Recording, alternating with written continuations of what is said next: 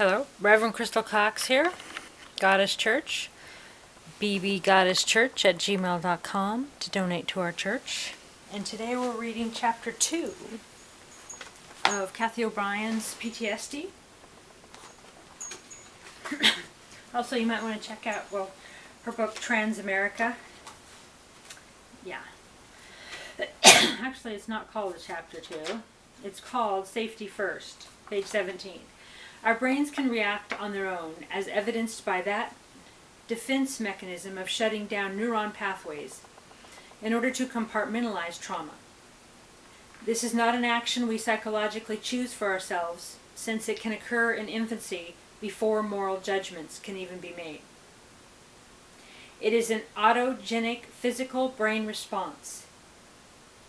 Likewise, our brains require a safe environment in order to reopen those neuron pathways. You must be free of your abuse base. If, for example, your family was abusive and you are still in contact with them, as society structures us to do, your brain will not heal. You won't heal if you're still in contact with your abuser, whether it be a husband, an adult child, your parents at any age, siblings, anyone. If your abuser is around you, or you attend functions where your family invites the abuser, you won't be able to heal. That's what this is saying. In my belief of, the quantum stuff of creating reality, if you don't prefer to go, like say it's Thanksgiving and you know the family molester's there, you don't really want to go, but you want to see some of the family and some of the, so you go, so you force yourself to go, or you don't want to feel guilt or shame, you want to do the right thing, and so you force yourself to go. And then your body becomes that frequency and draws more of that to you. You've actually picked something that you don't prefer, and you are blocking in the trauma. Okay. It will keep its defense mechanism firmly in place because it knows what you have yet to consciously remember. If you are already on your healing path and encounter your identified abuse base, even if they are repetitive, this can disrupt, scatter, and or further repress memory. So even if they're like, I'm so sorry, I didn't know what I was doing, this is saying that it can repress your memories. So if they haven't all come up, you haven't dealt with all your memories and done the healing work, to be around that person, whether they're repenting or not, is irrelevant. That's what this is saying, in my opinion. Well, it is my video, right? Stay aware and conscious of time. Keep a notebook within reach and wisely limit contact. Later, when you are safe, relaxed, and have consciously acknowledged the encounter, resume writing out your memories. So, I'm assuming you've read the first chapter, you've listened to me on the first chapter when you write out your traumas. Okay, so that's kind of what this is adding on to. Okay, so I'm going to read that again. If you are already on your healing path and encounter your identified abuse base, which is your abuser, even if they are repetitive, this can disrupt, scatter, and or further repress memory. Stay aware and conscious of time. Keep a notebook within reach, and wisely limit contact. Later, when you are safe, relaxed, and have consciously acknowledged the encounter, resume writing out your memories. Being around someone you were abused with can complicate your brain's defense mechanism just as much, or even more, when vocalizing together. So, can bring it up more than I guess talking with him. Memory is not likely to even surface under such conditions. You must be in a safe environment. Well, that makes sense. So if I stay in contact with someone who was abusive to me verbally or in any other way, I'm keeping the memory repressed. I'm keeping the emotions repressed because my body, my frequency, my energy field doesn't feel safe to come out, because whether that person's thousands of miles away, a parent that abused you or whoever, when you still let them have access to you, you are repressing that memory, and you're telling your energy field it's not safe to come out. You're telling the trauma it's not safe to come out and heal. You have to remove those people from your life if you want to heal. Okay, how do you know if you're in a safe environment? Your brain will let you know. When Mark first rescued my daughter and me from our mind-controlled existence, I could not think to trust that we were safe. With no capacity for free thoughts, my senses had heightened much the way a blind person developed acute hearing. I sensed Mark could be trusted because his pets naturally showed me the way. That's so interesting. I've had an experience recent. If you follow my channel, you see that. The dog that I talk about on my channel, that's how I felt like I knew the man. Because of the way the dog was. And I've had dogs come out of nowhere and just attack me or bark at me. They're like, oh, my dog's never done that, you know. And this dog was different. And I could tell it was different from the man. And I'd had different times when, well, my ex would house sit or dog sit for my mother. And the dog was a completely different dog. And then I would watch her dogs, and they'd be completely different dogs. So say they're neurotically barking and chewing, and they're around me, and they're different. Or say, you know, like, it just was shocking to me that the dog was so different. And so you really can sense that. People that are used to trauma, like she's saying, and I was, post-traumatic stress and all that, can sense the goodness in people, or whether they can be trusted, through their pets. Wow, I like that. Good stuff. Okay, people who abuse children usually abuse animals. Yep. And I had never encountered someone like Mark whose animal displayed trust. This is like totally tearing me up. Because that's exactly what I was conveying. I know that the people that are listening to me read these books and probably aren't connected to the dog story on the same channel, but that's exactly what happened to me. I felt the trust. I felt the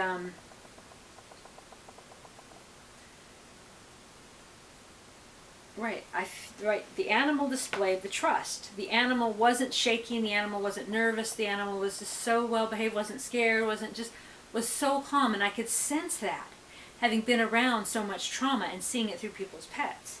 Almost had like a super sense to it. And so that's an interesting concept. Let's start that one again. People who abuse children usually abuse animals. And I had never encountered someone like Mark whose animals displayed trust. Every pet Mark had, whether it was his fox, raccoons, or dogs, all eagerly and affectionately greeted him and lovingly stayed at his side. Yes. They're not trying to get away from him. You know. Mark took us, animals and all, to the safety and serenity of Alaska, where I began deprogramming by writing out my memory. Many government secrets and personal reputations were on the line, and we literally were dodging bullets all the way to Alaska. Still, my brain knew I was safe with Mark, since he was not abusing us, and memory began intrusively flashing. So you're safe, you've removed these people from your lives. Oftentimes when a family member dies, they're removed from your life, they no longer have access to you, so you start remembering stuff, you have memories flashing, just start, you know, just pictures of things. It doesn't necessarily have to be the trauma, but repressed memories come up because you're safe, because they've died or you've cut them off and meant it. Okay, if you are in a safe and supportive environment, you may already be experiencing memory flashes. It is the brain's way of drawing attention to repressed memory that demands to be consciously dealt with. Perhaps memory is leaking out through dreams or night terrors simply because the mind is relaxed. Or your brain may sense safety when an abuser dies, whether you have consciously identified this abuser or not. Right, so even if I don't know who my abuser was, if they've died, they no longer have access to me. So my higher self, my energy field, there's a part of me that knows that, and so knows that it's safe to let the memories out. Repressed memory is also known to leak through compartmentalization and begin intrusively flashing with brain chemistry changes, such as those that naturally occur around the age of 30. A physical jolt to the brain can sometimes stimulate neuron pathways, activity causing the brain to fire. This could potentially inspire memory flashes or cause conscious realization of a need to leave a domestic violence situation. Even if memory is not repressed, as in some case of rape or domestic violence, writing out details of the situation can help to logically address the issue. It is on this conscious, logical level that wise choices can be made to positively move forward with life. Whatever causes brain electrochemical changes and subsequent intrusive flashes of memory, make note of them immediately. It is easy to fool yourself into assuming you will remember it to write it out later, because after all, it is your memory. Do not wait. Make note immediately. Always keep a notebook and pen within reach. Jot down a brief descriptive word or two of the intrusive flash for use to trigger your memory later when it can be written out in full. Okay, we're going to continue. Page 22, triggers. Triggers. Triggers are key to unlocking compartmentalized memory. They open the door of those neuron pathways in the brain that have shut down to repress trauma. Triggers are as individualistic as your personal traumatic experience, whereby there is no list of codes, keys, and triggers to unlocking the mind. Harmonics are one form of vibrating neuron pathways to the brain, and thus triggering memory. When people hear a favorite song, for example, it can remind them of the moment they fell in love, graduated from school, or any number of personal experiences. There is an infinitely wide range of songs that can inspire recall of a memory. Likewise, triggers to unlock repressed memory are just as vast. In my life's experience, sexual abuse began at birth, before I could even judge that what my father was doing was wrong. My brain automatically compartmentalized the trauma, which would trigger open each time my father sexually abused me again. So it was the sexual event itself that was the trigger. The brain does not automatically assign a logical trigger to the trauma, which is why asking yourself, was I abused, may not further memory. Your brain may have filed it under pleasure, repulsive as that thought may be to you now, or perhaps a reward such as money or candy. And that's what I have done spiritual advice with mothers who've had their children sexually molested, addressing the fact that the child liked it. So the child had a good feeling. So you got to talk about that. Be like, yeah, I understand that, and that's how the body works, and then move into why, not necessarily why it's wrong, because then you make them feel wrong and dirty, but why, you move into the issues of it gently without making them feel bad.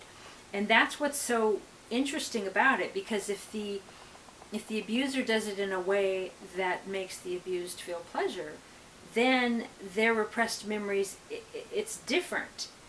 And it's just different.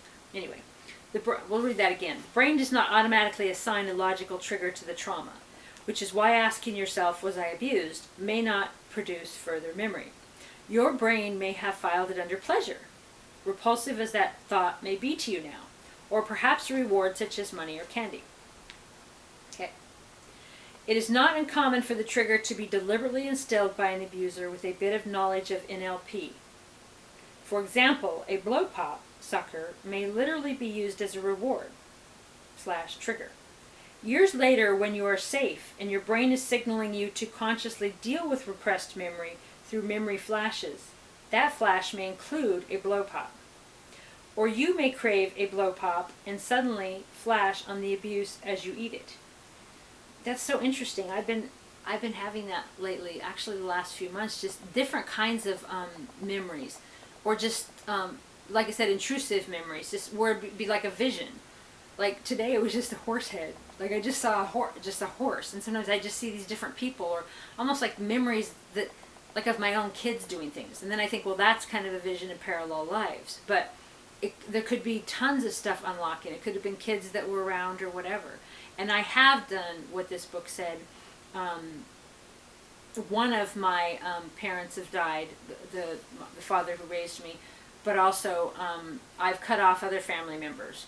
And actually several of the different abuser possibles in my family lineage have died. Some not. Okay, catch an image of the memory flash enough to make note of what you're seeing. This will be your best trigger to eventually writing out your memory in full. Our brains photographically record events surrounding trauma as part of its defense mechanism.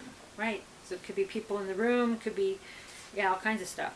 A good example of this would be knowing exactly where you were and what you were doing when 9/11 occurred. People who experienced the trauma of the Kennedy assassination still to this day photographically remember where they were and what they were doing when they got word that he was shot. Likewise, your brain has photographically recorded events surrounding any trauma you experienced. Even though the brain compartmentalizes memory of trauma so that it does not consciously present, the memory itself is photographic in detail. This is why you are able to write it out in photographic detail and bridge where you were before and after the event.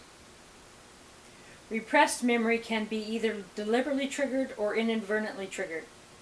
The subconscious can even illogically seek its own triggers.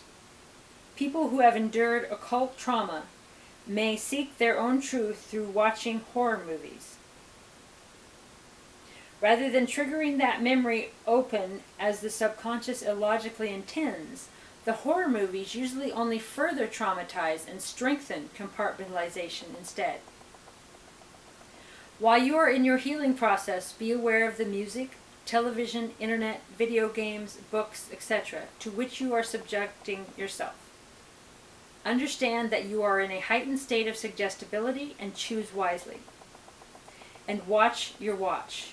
If and when outside stimulation does trigger memory flashes, make immediate note of them to write it out later. When it is time to write out your memory, make sure you are in a safe and quiet space. Turn off cell phones to prevent intrusion and, or in some cases, harmonic tone calls. Do not use aromatherapy, incense, etc. Turn off music, television, etc. while reflecting on your past, writing out memory, and or while sleeping. Your brain is busy enough without adding to it. If a song has triggered memory flashes, listening to it repeatedly does not set the memory free. Instead, make note of the trigger and in silence, relax deeper into the memory in order to write it out full. All traumas, deliberately inflicted or not, results in heightened suggestibility. Mind control's sliding scale begins on the level of suggestibility heightened from fear. Social engineering has its strongest impact whenever people are fearful. Religious cults prey on those who fear and are reputed for reprogramming those in need of deprogramming. Truth frees us from fear and empowers free thought. No need to fear your memory. Write it out and know your own truth. That makes you free. Your truth makes you free. Be strong enough to know your truth and speak your truth. It doesn't matter who stays in your life. To find peace of mind, you have to remove these people, no matter what or who. Okay. Trauma such as tortures heightens suggestibility to the extent that thoughts can be implanted to drive future actions when triggered. Torture cannot be used to extract information, as many of U.S., so U.S., us, I guess, but it's got, anyway, okay. As many of us were led to believe by controlled medias justifying mistreatment of prisoners at Guantanamo Bay. Torture is extreme trauma that leaves the subconscious wide open to robotic control, which peaks mind control's sliding scale. So they were torturing them not to get information out of them. They were torturing them to suggest and plant things in their mind and then send them out to do their dirty work. Okay, at this peak of mind control, programming of a suggestible mind is deliberate and structured. Triggers may reflect commonly used fantasy themes such as Wizard of Oz, Disney, Alice in Wonderland, etc. Religious themes reach deep enough to program suicide bombers and wars. Cult and alien themes are also popular since humanity has been conditioned to believe aliens and demons are beyond our realm to affect. It only takes 3 generations of conditioning for a belief to become autogenically ingrained. Right, so when we do the healing work to clear the lines, that's what we're talking about. Clearing these generations of lines of programs and triggers that have been instilled. We are clearing that, we're doing that work. It is common for people to surround themselves with specific items or themes in their subconscious effort to trigger memory. People who know who they are need fewer things to remind them. Take a deep look at the decor in your house and consider why you were drawn to surround yourself with it. If any of these objects trigger memory flash, make note of it. What prevailing theme are you obsessed with and why? Holiday, decor, certain knives or swords, Disney, aliens, butterflies, religion. Remember, religion is only a perception away from a cult, which preys on the suggestibility, wealthy, sexually abused, those who fear God, and those who fear death. This whole COVID thing, why is everybody afraid of death? Death is natural. And 99.6% rate, this is fear. This is mind control. Oh, don't even get me started. Okay. It is also common for people to subconsciously hide triggers that stir traumatic memory. An example could be a particular kitchen knife that looks similar to one used in trauma that keeps getting shoved in an out-of-the-way place. If you find yourself looking for such an item over and over again, question yourself. Make a note of it. Happens to me with quite a few different things. One way to consciously recognize your own triggers may be to make a collage the way Mark taught me. As I leafed through magazines or newspapers, I clipped out any image or words that struck a deep response and saved it inside the box. Over time, this box became full of clippings, which I laid out in front of me and began assembling as compelled. Each collage could have a theme or not. Once completed, I made note of what it meant to me, which resulted in triggering repressed memory. Always keep a notebook within reach, especially during a collage project. Anything can be a trigger, and being aware of your attractions, reactions, home decor, impulses, music, etc. is a giant step toward identifying them and becoming aware of what inspires memory flashes. And this all goes along with also knowing your belief. Knowing who you are, knowing every trigger, every program, this is doing the work. Post-traumatic stress is probably in most everybody. And it's come down the family line. You're born stressed out. But I don't mean just like, oh gosh, I'm stressed. I mean fear. Someone might knock on the door, someone might do this, just massive fear. It's a big deal. It's a big deal.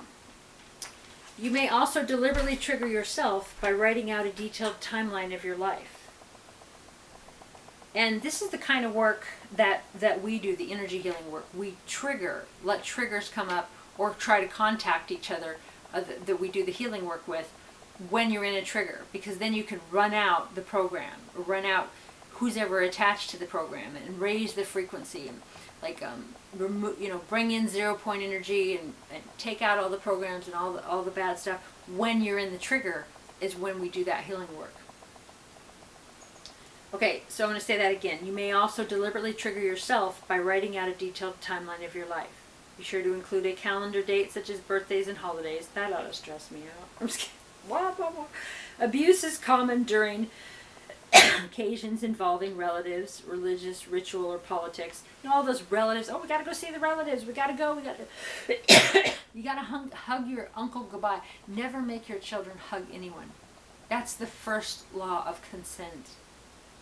Hug your uncle goodbye. Tell your aunt thank you. No, if they don't want to hug someone or kiss them, don't make them. Ew. I just turned 50. My mom did. People did back then, and I still see people doing it now, and I'm like, ew, like this guy is creepy and weird, and the kid's like doesn't want to do it, and even if it's some uncle or someone you want them to like, it's their right, it's their body. Don't make them hug them. Anyway, yeah, and don't go to functions that you don't want to go to, you know, and if you do, don't let your kids go play with the other kids, because that's where weird things happen. I mean, trust your gut and don't get into these situations. Stay in the moment, stay focused, you're quantum, you're creating reality, stay present, pay attention. Okay. Abuse is common during occasions involving relatives, religious ritual, or politics. Well, there you go. Politics. Is there any missing time? What is it that you don't want to remember? Post a calendar, which is another consciousness tool, where you can monitor it. Note days that are especially difficult for you, and determine if they are calendar dates of abuse. Our brains respond to calendar dates as though they are triggers. Okay, so a lot of good tips today. I think of triggers as, you know, some of the things that people say to me. Oh, that triggered me, or thoughts I have, different emotional stuff. But when thinking about a song, going, oh, I feel so sad. I go, well, why must I feel sad?